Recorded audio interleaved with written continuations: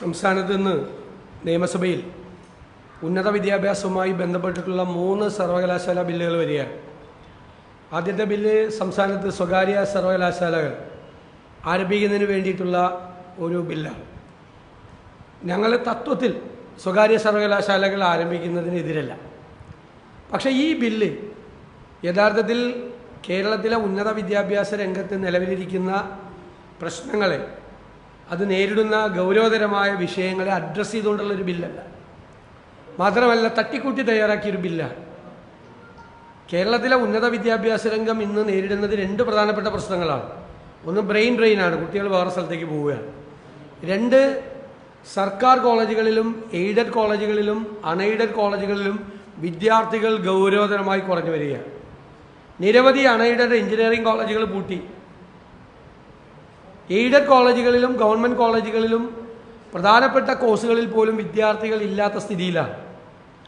ഇപ്പോൾ സ്വകാര്യ സർവകലാശാലകൾ വന്ന് അതിൽ 40% വിദ്യാർത്ഥികൾക്ക്, കേരളത്തിലെ വിദ്യാർത്ഥികൾക്ക് സംവരണം കൊടുത്തു കഴിയുമ്പോൾ ഇപ്പോൾ നിലവിലുള്ള വിദ്യാർത്ഥികളുടെ എണ്ണം പോലും നമ്മുടെ സർക്കാർ എയ്ഡഡ് അൺഎയ്ഡഡ് മേഖലകളിൽ കുറഞ്ഞു കഴിഞ്ഞാൽ ഉണ്ടാകാൻ പോകുന്ന ഇമ്പാക്റ്റിനെ കുറിച്ചുള്ള ഒരു പഠനവും നടത്തിയിട്ടില്ല.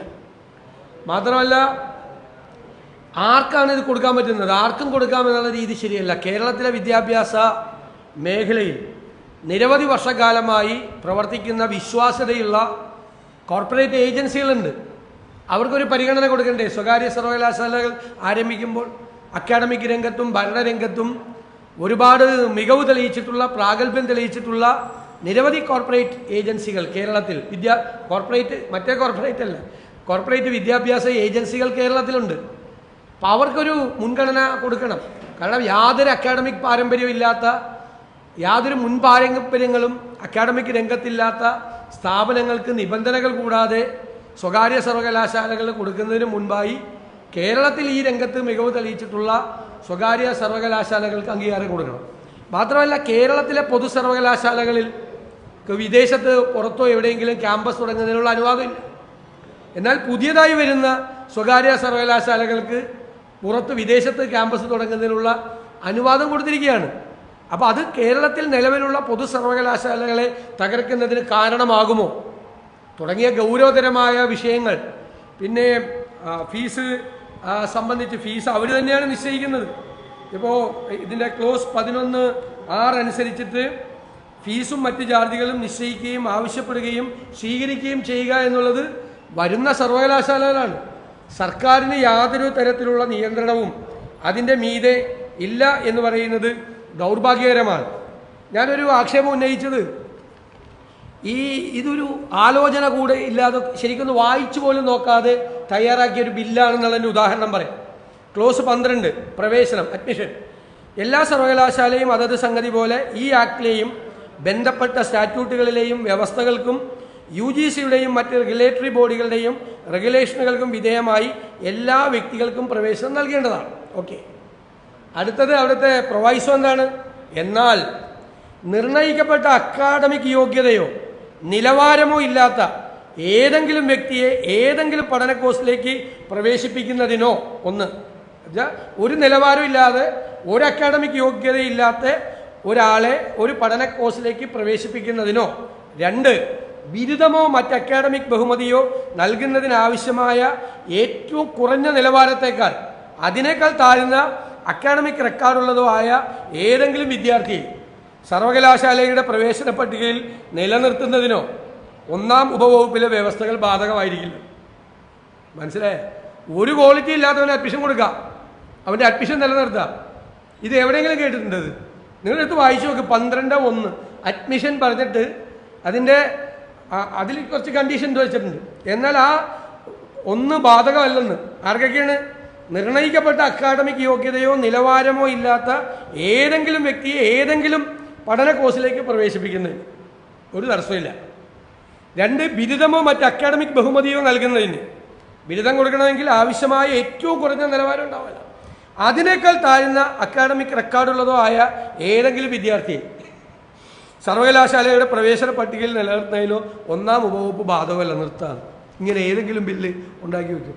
അതുപോലെ നിരവധി തെറ്റുകൾ അവ്യക്തതകളുടെ കൂടാരമാണ് ഈ ബില്ലെന്ന് പറയുന്നത്. അതുകൊണ്ട് ഞങ്ങൾ ആവശ്യപ്പെടുന്നത് ഈ സ്വകാര്യ സർവകലാശാല ബില്ല് സെലക്ട് കമ്മിറ്റിക്ക് അയക്കണം. ഗൗരവതരമായ ചർച്ച നടത്തിയിട്ട് വേണം ഇത് കൊണ്ടുവരാൻ വേണ്ടിയിട്ട് എന്നാണ്. ഇനി സ്വകാര്യ സർവകലാശാലകളെ ശക്തിപ്പെടുത്തുമ്പോൾ പൊതു സർവകലാശാലകളെ ദുർബലപ്പെടുത്തുന്ന സർക്കാരിൻ്റെ ഡിപ്പാർട്ട്മെൻ്റ് മാറ്റുന്ന ബില്ലാണ് 2ഉം 3ഉം ബില്ല്, സർവകലാശാല ബില്ലുകൾ. അതിനകത്ത് നിങ്ങൾക്ക് എല്ലാവർക്കും അറിയാവുന്നതുപോലെ തങ്ങൾക്ക് താല്പര്യമില്ലാത്തവർ വി സിമാരാകുമെന്നുള്ള സാധ്യത മുന്നിൽ കണ്ട് വി സിമാരുടെ അധികാരങ്ങൾ, വൈസ് ചാൻസലർമാരുടെ അധികാരങ്ങൾ മുഴുവൻ വെട്ടിക്കുറച്ചിരിക്കുകയാണ്. 1. 2, മന്ത്രിക്ക് സർവകലാശാലകൾ പ്രോ ചാൻസലർക്ക് ഇടപെടാനുള്ള അവസരം കൂടി ലഭിക്കുക. അപ്പോൾ ഗവർണറെയും നിയമിക്കുന്ന വി സിമാരെയും അധികാര കേന്ദ്രങ്ങളിൽ നിന്ന് മാറ്റി നിർത്തുക നിയമ ഭേദഗതിയിലൂടെ ലക്ഷ്യം വയ്ക്കുകയാണ്. മന്ത്രിക്ക് അധികാരം കൊടുക്കുകയാണ് യൂണിവേഴ്സിറ്റിയിൽ. അപ്പോൾ യൂണിവേഴ്സിറ്റി ഒരു ഓട്ടോണമസ് ബോഡിയാണ് എന്ന ഒരു കൺസെപ്റ്റ് മാറ്റിക്കൊണ്ട് സർക്കാരിൻ്റെ ഡിപ്പാർട്ട്മെൻ്റ് ആക്കുകയാണ്. പ്രോ ചാൻസലറായ മന്ത്രിക്ക് യൂണിവേഴ്സിറ്റിയുടെ അക്കാഡമിക് വിഷയങ്ങളിൽ ഇടപെടാനുള്ള അധികാരം ഉണ്ടാവും. മന്ത്രിക്ക് സെനറ്റ് മീറ്റിങ്ങുകളിലും സർവകലാശാലയുടെ ബിരുദദാന ചടങ്ങുകളിൽ അധ്യക്ഷത വഹിക്കാം. ഇതുവരെ വി സിയാണ് അധ്യക്ഷത വഹിച്ചിരുന്നത്, വി സി അങ്ങ് മാറ്റുകയാണ്. അക്കാഡമിക് കാര്യങ്ങളിൽ തീരുമാനം കൊള്ളുന്നത് പുതിയതായി രൂപീകരിക്കുന്ന എക്സിക്യൂട്ടീവ് കമ്മിറ്റിയാണ്. അതിൻ്റെ അധ്യക്ഷൻ PVC ആണ്. അതായത് അക്കാഡമിക് കാര്യങ്ങളിൽ നിന്ന് പൂർണ്ണമായി VCയെ, വൈസ് ചാൻസലറെ ഒഴിവാക്കിയാണ്. പിന്നെ എല്ലാ സിൻഡിക്കേറ്റ് സമിതികൾ അവിടെ ഉണ്ടാകുന്ന തർക്കങ്ങൾ എല്ലാം ട്രൈബ്യൂണലിൽ വിടുകയാണ്. ട്രൈബ്യൂണൽ ഗവൺമെൻറ് തന്നെ ഉണ്ടാക്കുന്ന ട്രൈബ്യൂണലാണ്. അതൊന്നും നിലനിൽക്കുന്ന കാര്യങ്ങളല്ല. അതുപോലെ ബോർഡ് ഓഫ് സ്റ്റഡീസിൻ്റെ ചെയർമാനെ നിശ്ചയിക്കാനുള്ള അധികാരം വൈസ് ചാൻസലറിൽ നിന്ന് മാറ്റി സിൻഡിക്കേറ്റിന് അധികാരം കേന്ദ്രം കൊടുത്തു. സിൻഡിക്കേറ്റിന്, അതായത് സിലബസ് തയ്യാറാക്കുന്നതിൻ്റെയും പരീക്ഷ നിശ്ചയിക്കുന്നതിൻ്റെയും ചുമതല അറിയാമല്ല, ഇപ്പോൾ ഈ രാഷ്ട്രീയ പാർട്ടികളിൽ നിന്നൊക്കെ വരുന്ന സിൻഡിക്കേറ്റ് അംഗങ്ങളുടെ നിയന്ത്രണത്തിലാണ്. അക്കാഡമിക് കാര്യത്തിൽ ഒരു സംഭവമില്ല. മന്ത്രിക്ക് സർവകലാശാല മീതെ അധികാരം ലഭിക്കുന്നതോടുകൂടി സർക്കാർ ഉദ്യോഗസ്ഥന്മാർക്ക് സർവകലാശാല തീരുമാനങ്ങളിൽ നേരിട്ട് ഇടപെടാനുള്ള അധികാരം ലഭിക്കുകയാണ്. സർവകലാശാലകളുടെ അക്കാഡമിക് പ്രവർത്തനങ്ങൾ മുഴുവൻ താളം തെറ്റിയാണ്. വൈസ് ചാൻസലർമാരുടെ അധികാരങ്ങൾ വെട്ടിച്ചുരുക്കി ദുർബലപ്പെടുത്തി പൊതു സർവകലാശാലകളെ മുഴുവൻ തകർക്കുകയും അതിൻ്റെ ഓട്ടോണമസ് സ്വഭാവം നശിപ്പിക്കുകയും ചെയ്യുന്ന ബില്ലാണ് 2ാമത്തെയും 3ാമത്തെയും ബില്ല്. ഈ ബില്ലിൽ കേരളത്തിലെ പൊതു സർവകലാശാലകളിൽ വൈസ് ചാൻസലർമാരുടെ അധികാരം ഗൗരവതരമായി വെട്ടിക്കുറയ്ക്കുകയും സ്വകാര്യ സർവകലാശാലയിൽ വൈസ് ചാൻസലറെ കരുത്തനാക്കി മാറ്റുകയും ചെയ്യുന്ന ഒരു പിന്തിരിപ്പൻ നയമാണ്, വിദ്യാഭ്യാസ നയമാണ് ഈ 3 ബില്ലുകളിലൂടെയും സർക്കാർ കൊണ്ടുവരുന്നത്. അതുകൊണ്ട് സ്വകാര്യ സർവകലാശാല ബില്ല് സെലക്ട് കമ്മിറ്റിക്കും അയക്കണം, മറ്റ് 2 ബില്ലുകൾ പിൻവലിക്കുകയും ചെയ്യണം എന്ന് ഞങ്ങൾ ആവശ്യപ്പെടുന്നു.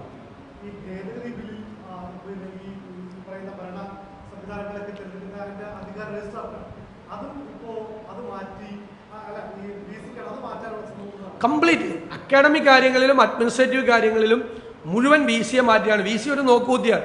VCയെക്കാളും കൂടുതൽ അധികാരം VC ഇല്ലാത്തപ്പോൾ പ്രവർത്തിക്കുന്ന PVCക്ക് കൊടുക്കുകയാണ്.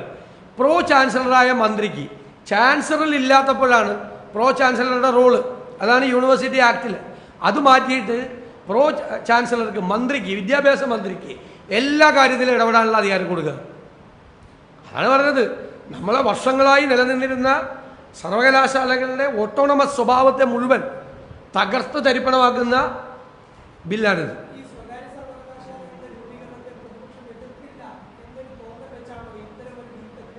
അല്ല, ഞങ്ങൾ ആദ്യമേ തൊട്ട് ഞങ്ങൾ കൊണ്ടുവരാൻ വേണ്ടി പോയതാണ്. പക്ഷെ ഇങ്ങനത്തെ ഒരു ബില്ലല്ല ഞങ്ങൾ കൊണ്ടുവരാൻ നോക്കിയത്. ഇതിപ്പോൾ എന്താണ് നിയന്ത്രണം? സർക്കാരിന് എന്ത് നിയന്ത്രണമാണുള്ളത്?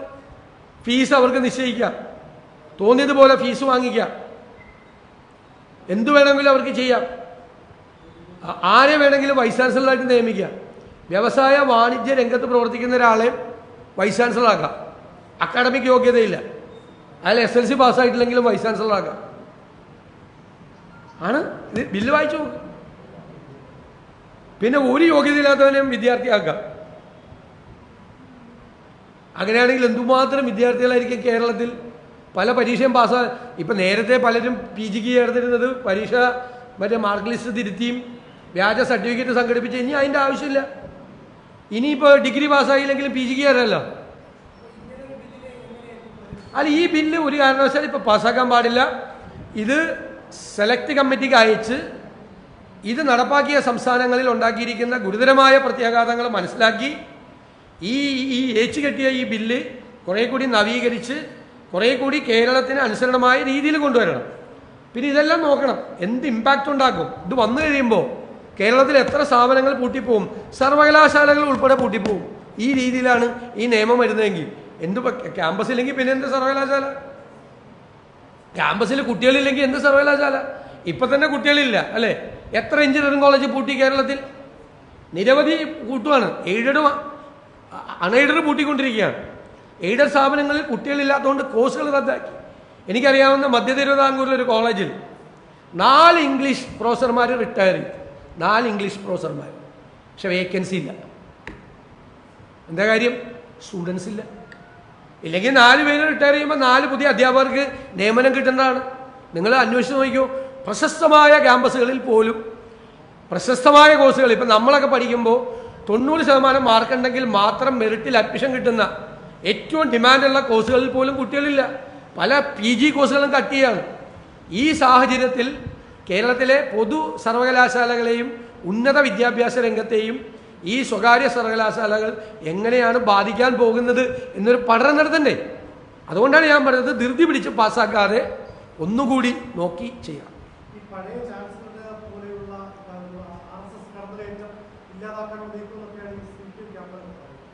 അല്ലല്ല, അങ്ങനെ പറഞ്ഞിട്ട് എന്താ കാര്യം? വൈസ് ചാൻസലർ തന്നെയല്ലേ? ആ വൈസ് ചാൻസലറെ മാറ്റിയിട്ട് ഈ വിദ്യാഭ്യാസ മന്ത്രി വൈസ് ചാൻസലറായ ഉള്ള സ്ഥിതി എന്തായിരിക്കും കേരളത്തിൽ? ഏത് ഗവൺമെൻറ് വന്നാലും അങ്ങനെ പാടില്ലല്ലോ. അതോടുകൂടി സർവകലാശാല ലോകത്ത് എവിടെയെങ്കിലും ഉണ്ടോ ഈ പരിപാടി?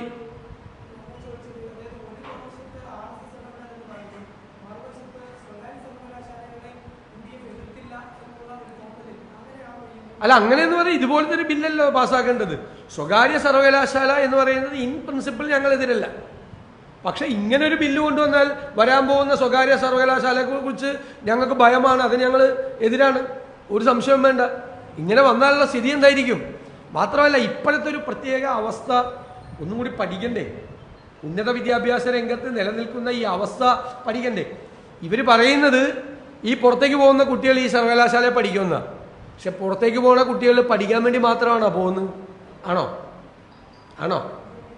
പഠിക്കാൻ വേണ്ടിയാണെങ്കിൽ ഇന്ത്യയിൽ എന്തെല്ലാം സ്ഥാപനങ്ങളുണ്ട്. ഇന്ത്യയിൽ എത്രമാത്രം വിദ്യാഭ്യാസ സ്ഥാപനങ്ങൾ, ഈ രാജ്യത്തിൻ്റെ വിവിധ സ്ഥാപനങ്ങളിൽ അസാമാന്യമായ റേറ്റിംഗ് ഉള്ള വിദ്യാഭ്യാസ സ്ഥാപനങ്ങൾ രാജ്യത്തിൻ്റെ വിവിധ ഭാഗങ്ങളിലില്ലേ? അതിനുവേണ്ടിയിട്ടാണ് ജർമ്മനിയിലേക്കും കാനഡയിലേക്കും UK പോകുന്നത്. അവിടുത്തെ റേറ്റിംഗ് ഉള്ള സ്ഥലത്ത് പോയിട്ടാണ് അവർ പഠിക്കുന്നത്, ജോലിക്ക് വേണ്ടി പോവുക. അതുകൊണ്ട് ഈ സർവകലാശാല വന്നാൽ ഇവർ ഇവിടെ ചേർന്ന് അവിടെ പോവാതിരിക്കും എന്ന് പറയുന്നത് എനിക്ക് അതിനകത്തൊരു യുക്തി കാണുന്നില്ല. ശരിയാണോ? ബ്രെയിൻ ഡ്രെയിൻ്റെ കാരണം റേറ്റിംഗ് ഉള്ള സ്ഥാപനങ്ങൾ ഇല്ലാത്തതാണോ? അല്ലല്ലോ. ജോലിയും കൂടി തേടി പോവാണ്. ഏതെങ്കിലും കോഴ്സിന് പോവാം, കിട്ടുന്ന കോഴ്സിന് പോവാം. എന്നുവെച്ചാൽ എല്ലാവരും അല്ല, ചിലപ്പോൾ ഒരു 20% ആളുകൾ നല്ല റേറ്റിംഗ് ഉള്ള സ്ഥാപനത്തിൽ പോയി പഠിക്കുന്നത്. അത് പണ്ടും പഠിക്കുന്നുണ്ടല്ലോ, കേംബ്രിഡ്ജിലും ഓക്സ്ഫോർഡിലും എല്ലാം പഠിക്കുന്നുണ്ടല്ലോ പണ്ടും. ഇപ്പം അതല്ലല്ലോ. ഇപ്പം ഏത് യൂണിവേഴ്സിറ്റിയിലാണ് പോകുന്നതെന്ന് പോലും ആർക്കും അറിയത്തില്ല. പേര് പോലും കേൾക്കാത്ത യൂണിവേഴ്സിറ്റികളിൽ പോയി പഠിക്കുക. ഏതെങ്കിലും കോഴ്സിൽ പഠിച്ച് അവിടെ ഒരു ജോലി ശരിയാക്കി അവിടെ ഒരു പെർമനൻറ്റ് വിസ ശരിയാക്കാൻ ഉള്ള പോക്കാണ്. ആ കുട്ടികളെ നമുക്ക് ഇവിടെ പ്രൈവറ്റ് യൂണിവേഴ്സിറ്റി ഉണ്ടാക്കി കൊടുക്കാത്ത ഫീസും കൂടി വെച്ച് അവർ കിട്ടുമോ? അതായത് വളരെ ഡീറ്റെയിൽ ആയിട്ടുള്ളൊരു സ്റ്റഡി, ഒരു ഇമ്പാക്റ്റ് സ്റ്റഡി വേണം. എന്നിട്ട് വേണം ബില്ല് കൊണ്ടുവരാൻ. അതുകൊണ്ട് ധൃതി പിടിക്കേണ്ട എന്നാണ് ഞങ്ങളുടെ അഭിപ്രായം.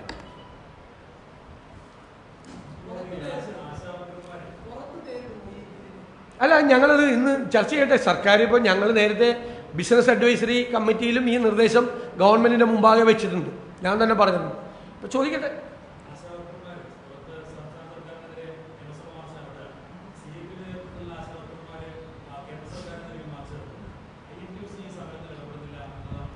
അല്ല, INTUC ഉണ്ട്. ഞങ്ങൾ പാർട്ടി ഇപ്പം ഞാൻ ഒരു സമരം ഉദ്ഘാടനം ചെയ്തിട്ട് വരിക.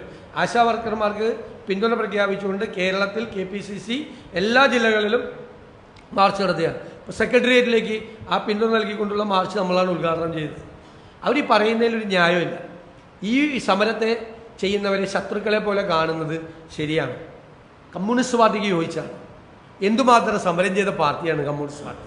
കേരളത്തിൽ ഓടിക്കൊണ്ടിരിക്കുന്ന ബസ് തടുത്ത് നിർത്തി ബസ്സിന് തീ വെച്ചിട്ട് അതിൻ്റെ അകത്തിരിക്കുന്ന 4 പേര് വെന്തു മരിച്ചിട്ടുണ്ട് പണ്ട് CPM സമരം ചെയ്തിട്ട് കേരളത്തിൽ. ഓർമ്മയുണ്ടല്ലോ. ഈ സ്ത്രീകൾ പാവപ്പെട്ടവർ സമരം ചെയ്യുമ്പോൾ അവരെ അധിക്ഷേപിക്കുക, അപമാനിക്കുക, അവരെ ജോലി കളയുമെന്ന് പറയുക, അവരുടെ രാത്രി മഴ പെയ്യുമ്പോൾ അവരുടെ മീതെ പഠിച്ചിരുന്ന ടർപ്പോളിൻ പോലീസിനെ കൊണ്ട് രാത്രി 1 മണിക്ക് അയച്ചു മാറ്റുക, മഴ കൊള്ളാതിരിക്കാൻ ആ ടർപ്പോളിനെടുത്ത് മേത്ത് വെച്ചിരുന്നിരുന്ന പാവങ്ങളുടെ തലയിൽ നിന്ന് മഴ കൊണ്ടുകൊള്ളാൻ പറഞ്ഞുകൊണ്ട് ആ ടർപ്പോളിൻ വലിച്ചു മാറ്റുക. ഇത് കമ്മ്യൂണിസ്റ്റ് ആണോ ഈ പിണറായി വിജയൻ? ആണോ? അല്ലോ തീവ്ര വലതുപക്ഷക്കാരനാണോ? ഇത് സംശയമായി. ഞാൻ പണ്ട് വിചാരിച്ചിരുന്ന കമ്മ്യൂണിസ്റ്റാണെന്നാണ്. ഇങ്ങനെ ചെയ്യാമോ? നിങ്ങൾ കണ്ടില്ലേ, KSRTCയിൽ സമരം ചെയ്തു, ഡൈസ് നോൺ ആക്കി, ഓക്കെ. എന്നിട്ടൊരു ഓർഡർ ഇറങ്ങിയൊക്കെയാണ് സമരം ചെയ്തവരുടെ ശമ്പളം എഴുതണ്ടെന്ന്. ഇത് ഏത് കേരളമാണിത്?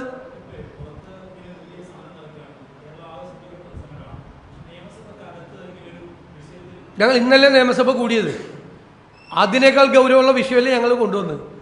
അടുത്ത ദിവസം ഉണ്ടല്ലോ സഭ. ഇന്നത്തെ വിഷയത്തിൻ്റെ പ്രാധാന്യം നേരെ തിരിച്ച് എന്നോട് ചോദിച്ചതന്നെ.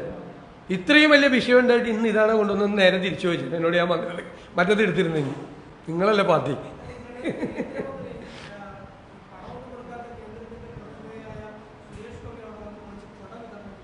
അല്ല, അത് കേന്ദ്രം കൊടുക്കേണ്ട പണം കേന്ദ്രം കൊടുക്കുക തന്നെ വേണം.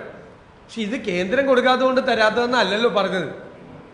ആരോഗ്യമന്ത്രിയുടെ വീട്ടിൽ കാണാൻ ചെന്നവരെ അധിക്ഷേപിച്ചല്ലേ അയച്ചത്. പിന്നെ ഈ സമരം എന്താ മാവോയിസ്റ്റുകൾ, അർബൻ നക്സലൈറ്റുകളൊക്കെ നടത്തുന്നു എന്നുള്ള രീതിയിലാണ്. അവരെ അങ്ങോട്ട് ശത്രുക്കളായി പ്രഖ്യാപിച്ചിട്ട് അവരെ ഫിനിഷ് ചെയ്യാനുള്ള പരിപാടിയല്ലേ തുടങ്ങുന്നത്. ആദ്യത്തെ സമരമാണ് കേരളം കാണുന്നത്. ഞങ്ങളൊക്കെ പോയി 3-4 സമരം സെക്രട്ടേറിയറ്റിൻ്റെ മുമ്പിൽ ഉദ്ഘാടനം ചെയ്യല്ലേ. അതിന് ഈ പാവപ്പെട്ടവരുടെ സമരത്തിന് മാത്രം എന്താ ഗവൺമെൻറ് ഇത്രയും ഭയക്കുന്നത്? കുറച്ച് സ്ത്രീകൾ ഇരുന്ന് സമരം ചെയ്തപ്പോൾ ഇത്രയും പേടി. അതിനപ്പുറത്ത് വേറെ ഒരുപാട് പേര് സമരം ചെയ്യുന്നുണ്ടല്ലോ, അവരോടൊന്നും ഈ ഭീഷണിയില്ലല്ലോ. ശരിയാണോ?